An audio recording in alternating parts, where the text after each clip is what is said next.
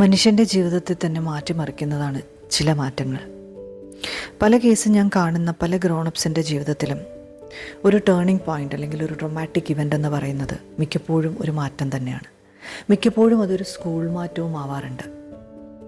അതായത് നമ്മൾ school change ചെയ്യുന്നത് തന്നെ കേസ് ഹിസ്റ്ററി എടുക്കുമ്പോൾ അവൻ്റെ ലൈഫിൽ ആദ്യത്തെ ഒരു ഡ്രമാറ്റിക് ഇവൻ്റായിട്ട് മാറാറുണ്ട്. കഴിഞ്ഞ ദിവസം ഞാൻ കണ്ട ഒരു പേഷ്യൻറ്റിനെ തൽക്കാലം നമുക്ക് സംഗീതം എന്ന് വിളിക്കാം.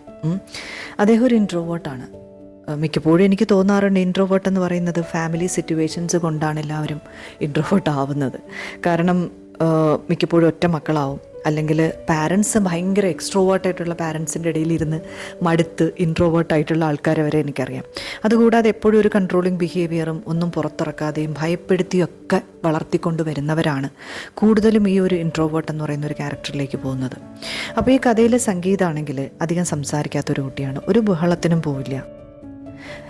ഒരുപക്ഷെ അവൻ എന്നോട് പറഞ്ഞപ്പോൾ എപ്പോഴോ ഒരു കോൺവെർസേഷൻ അവൻ പറഞ്ഞു, വീട്ടിൽ അച്ഛനും അമ്മയുടെയും ബഹളം കാരണമാണ് ഞാൻ സംസാരിക്കാതെ ആയതെന്ന്.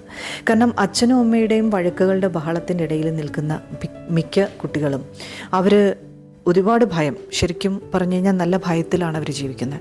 അതുകൊണ്ട് തന്നെ അവർ എന്തെങ്കിലും പറയാനോ ആദ്യ കാലഘട്ടങ്ങളിൽ എന്തെങ്കിലുമൊക്കെ സംസാരങ്ങൾ നടക്കുമ്പോൾ അമ്മയെ ഉപദ്രവിക്കുമ്പോഴൊക്കെ അവരെന്തെങ്കിലുമൊക്കെ പറയാൻ ശ്രമിക്കുമ്പോൾ അച്ഛൻ വളരെ ദേഷ്യത്തോടെ അവരോട് പെരുമാറുമ്പോൾ തന്നെ ഭയപ്പെട്ടിട്ട് മിണ്ടാതാവുന്ന കുട്ടികളെയും അല്ലെങ്കിൽ സ്റ്റട്ടറിങ് ഒക്കെ വരുന്ന കുട്ടികളെയും ഒക്കെ എനിക്ക് ഒരുപാട് സിറ്റുവേഷൻസ് ഞാൻ കാണാറുണ്ട്.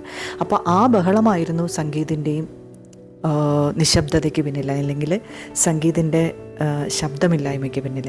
അപ്പോൾ അങ്ങനെ ഒന്നും മിണ്ടാണ്ടിരുന്ന സംഗീത്, സ്കൂളിൽ എപ്പോഴും ഒറ്റപ്പെട്ട് നടക്കുന്ന സംഗീത്, ഒരു ദിവസം അറിയാണ് അച്ഛൻ എന്നെ സ്കൂൾ മാറ്റാൻ പോവുകയാണെന്ന്. അത് തന്നെ വലിയൊരു പേടിപ്പിക്കുന്ന സ്വപ്നമായിട്ട് ഒരുപാട് ദിവസം ഉറങ്ങാൻ പറ്റാതെ കിടന്നു അദ്ദേഹം. അപ്പോൾ ഈ ഉറങ്ങാൻ പറ്റാതെ കിടക്കുമ്പോഴൊക്കെ എനിക്ക് അച്ഛനോട് എങ്ങനെയെങ്കിലും പറയണം എൻ്റെ സ്കൂൾ മാറ്റരുതെന്ന്. പക്ഷേ പറയാൻ ഭയങ്കരമായി പേടിയാണ്. കാരണം ഒരുവിധം സ്കൂളിൽ സുഹൃത്തുക്കളൊന്നും ഇല്ലെങ്കിൽ പോലും ആ സ്കൂളൊരു ഫെമിലിയർ സ്പേസ് ആയിരുന്നു സംഗീതന്. അപ്പോൾ ഇനി അതുകൂടി നഷ്ടപ്പെടുക എന്ന് പറഞ്ഞു കഴിഞ്ഞാൽ അതൊരു ഓർക്കാൻ പറ്റാത്തൊരു ഭയമായിരുന്നു അദ്ദേഹത്തിന്. പക്ഷെ ഒന്നും പറയാൻ പറ്റിയില്ല. കാരണം അന്നൊരു 5ാം ക്ലാസ്സിൽ പഠിക്കുന്ന ഒരു കുട്ടിക്ക് എന്താ പറയാൻ പറ്റണേ. അപ്പോൾ സ്കൂൾ മാറ്റി പുതിയ സ്കൂളിലേക്ക് പോയതിന് ശേഷം തികച്ചും ഒറ്റപ്പെട്ടു പോയി ആ കുട്ടി. ആരും ശ്രദ്ധിക്കാൻ പോലുമില്ല. ടീച്ചേഴ്സൊക്കെ തുടക്കത്തിലൊക്കെ എന്തെങ്കിലുമൊക്കെ ചോദിച്ചു. പിന്നീട് അവൻ ഒട്ടും അഡാപ്റ്റ് ചെയ്യാൻ പറ്റാതിരുന്നപ്പോൾ മറ്റുള്ള കുട്ടികളും ഒട്ടും ശ്രദ്ധിക്കാതെയായി. കാരണം എല്ലാവർക്കും കൂട്ടുകാരൊക്കെ ഉണ്ടല്ലോ. പിന്നെ എനിക്ക് തോന്നാറുണ്ട് ഒറ്റപ്പെട്ടിരിക്കുന്ന കുട്ടികളെ ആരും ശ്രദ്ധിക്കാറില്ല. സ്കൂളിൽ എപ്പോഴും ശ്രദ്ധ കിട്ടുന്നത് 2 കാറ്റഗറി ഓഫ് ആൾക്കാർക്കാണ്. ഒന്ന് സൗന്ദര്യമുള്ളവർ, കഴിവുള്ളവർ, അല്ലെങ്കിൽ ഏറ്റവും തല്ലിപ്പൊളിയായിട്ട് നടക്കുന്നവർ. ഈ ഒന്നും മിണ്ടാതിരിക്കുന്ന ആൾക്കാരെ ആരും ശ്രദ്ധിക്കാനുള്ള എമ്പതിയൊന്നും നമ്മുടെ സ്കൂളുകളിലുള്ള കുട്ടികൾക്ക് ഇന്നുണ്ടോയെന്ന് എനിക്ക് തോന്നണില്ല. തന്നെയല്ല, ഈ മിണ്ടാതിരിക്കുന്ന കുട്ടികളോടാണ് പലപ്പോഴും ഉപദ്രവിക്കാനായിട്ട് കൂടുതൽ ടെൻഡൻസിയും. കാരണം അവർ പ്രതികരിക്കില്ലല്ലോ, അല്ലെങ്കിൽ അവർ തിരിച്ചൊന്നും കാണിക്കില്ലല്ലോ. അതുകൊണ്ട് അപ്പോൾ ഈ സ്കൂൾ മാറ്റത്തിൻ്റെ മനസ്സിലെ സങ്കടവും പേടിയുമായിട്ട് ഒരുപാട് വർഷം സ്കൂളിൽ തന്നെ ഒറ്റപ്പെട്ട് ജീവിച്ച് പിന്നീട് ലൈഫ് ലോങ് ഒരു ഒറ്റപ്പെടലായി സംഗീതൻ്റെ ലൈഫിൽ. അപ്പോൾ ഇതുപോലുള്ള ഒരുപാട് സംഗീതമാർ നമ്മുടെ ചുറ്റിലും കാണും. കേസ് ഹിസ്റ്ററി എടുത്ത് നോക്കുമ്പോഴായിരിക്കും അറിയുന്നത് ജീവിതത്തിൽ ഏറ്റവും വലിയൊരു മാറ്റം വന്നത് പണ്ട് സ്കൂൾ മാറ്റിയപ്പോഴാണ്. അന്നേരം തൊട്ട് ഞാൻ ഒറ്റപ്പെട്ടു തുടങ്ങി എന്നുള്ളൊരു പാറ്റേൺ. നമ്മുടെ ജീവിതത്തിലുണ്ടാകുന്ന വലിയ വലിയ ട്രോമാസിൻ്റെ എഫക്റ്റ് പോലെ തന്നെ ഈ ഒരു സ്കൂൾ മാറ്റവും ഒരു വലിയ ട്രോമയായിട്ട് എനിക്കെപ്പോഴും തോന്നാറുണ്ട്. അതൊരുപാട് കേസുകളിൽ ഞാൻ കാണാറുണ്ട്. അതുകൊണ്ട് മാത്രമാണ് ഞാനത് ഇത്രയും സ്ട്രെസ് ചെയ്യുന്നത്.